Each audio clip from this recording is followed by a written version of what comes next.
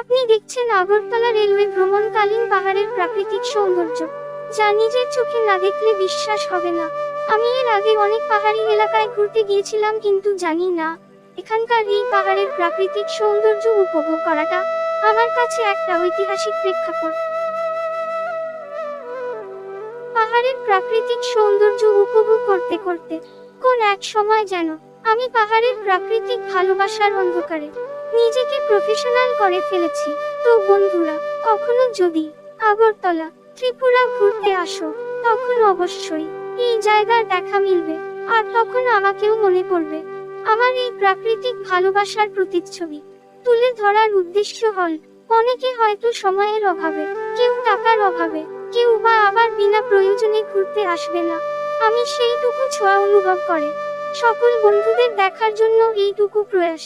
আমি আশা করছি আমার এই সামান্য উপস্থাপনা হয়তো কম বেশি সবারই ভালো লাগছে। বন্ধুরা, অবশ্যই দেখতে পাচ্ছ পাহাড়ের প্রাকৃতিক সৌন্দর্য, কত রূপ, কত তার অহংকার। পাহাড়ের কোলে কত শান্তিতে রূপের রহস্য উদ্ভাসিত। যিনি প্রাকৃতিক প্রেমী, তিনি নিশ্চয়ই ভিডিও দেখে তার ভালোবাসার অনুভূতি হৃদয়ের গভীরে প্রকাশ পাচ্ছে।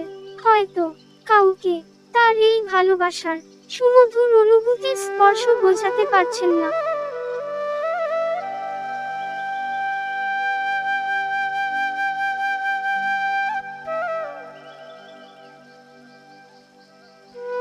তো বন্ধুরা, অনেকটা সময় আমরা এগিয়ে চলেছি।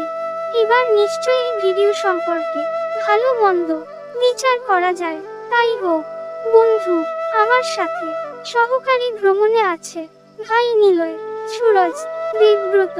উপস্থাপনায় আমি বিপ্লব বিশ্বাস, সৌজন্যে KRB ডিজিটাল নেটওয়ার্ক।